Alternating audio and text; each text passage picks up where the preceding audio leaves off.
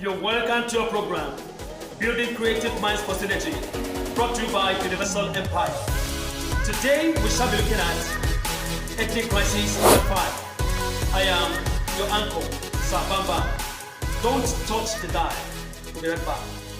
As a life coach, Sir Bambam champions a holistic course of raising captains of industry, exposing people to self-discovery, and influencing businessmen into entrepreneurial synergy to build multi-global organizations, businesses, and empires. Subscribe to our YouTube channel and turn on the notification bell for more info. Thank you. You're welcome back to your program, Building Creative Minds for Synergy. Topic, Ethnic Crisis Part 5. Today, we shall be looking at what was on the mind of the boys. We are talking of the founding fathers of Nigeria, to have brought us into ethnic politics, to have brought us into the middle of this crisis, talking about ethnic crisis in Nigeria. Of course, there is nothing that ever happened anywhere in the world for nothing. Something must be responsible. Based on our research, we discovered that before the exit of our colonial masters, they were with them, just like we pointed out in our last episode. They saw how that our people practically worshipped the white man, and by extension it rubs on them because they were with them. And they also saw with understanding that these people one day leave this place sooner or later. Then they will take over the seats, kind of like a transfer from the white skin into the black skin colonialism. As God will have it, everything went out of control when our succeeded colonizing us as black people, our own brothers. What went out of control was their greedy projections. That is, they were looking at who should be the common head among them, the overall head among them. That was what brought the Cameroons back, because they didn't agree with each other and they had to go back to their respective regions. So sell the idea of a birth of marginalization. And that is what had become a popular language today, even in our age. Every section or segment of this country is projecting marginalization, is protesting against marginalization at all points, and nobody is able to see this country as our responsibility to come together to build the nation. Instead, we are seeing ethnic fracas in the country as opportunity, as advantage, but whosoever has upper hand to maltreat the other sections. I want to equally bring to our notice that in every settlement, the ideologies of the initiators of the settlement or the movement of any society determine what society looks like.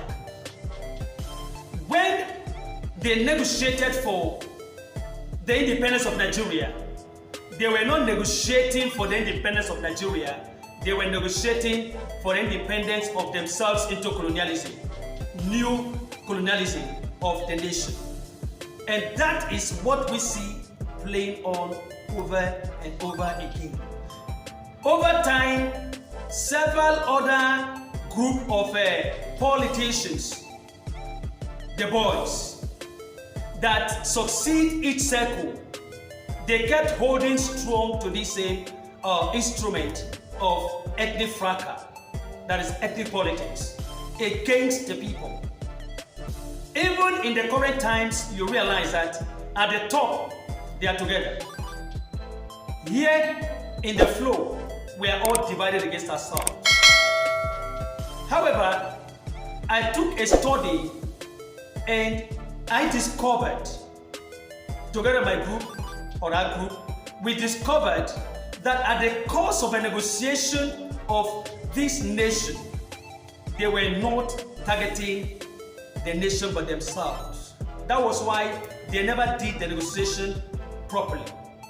Of course, we've heard over time everybody saying, both here in Nigeria and outside Nigeria, I talk about in diasporas, foreigners say the same thing, that Nigeria is not mature to gain independence. That's not true.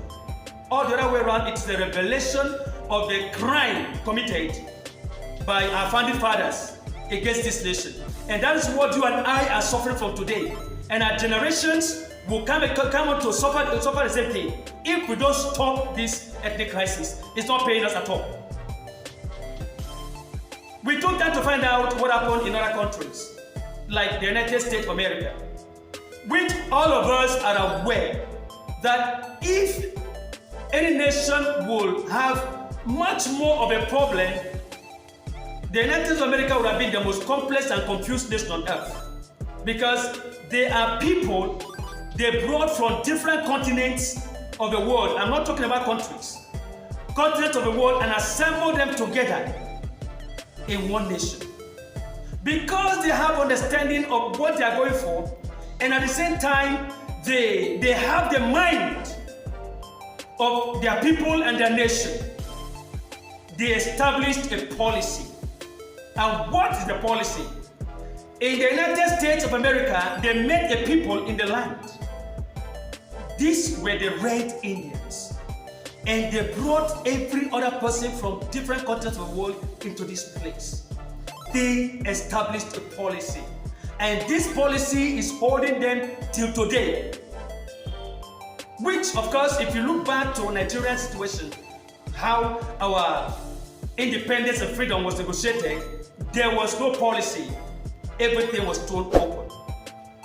I would like to draw the curtain here for today and join us in this ethnic war to end ethnic crisis in Nigeria. For more info, you'll see our details on the screen, our website and YouTube channel. Like, subscribe, share. Thank you.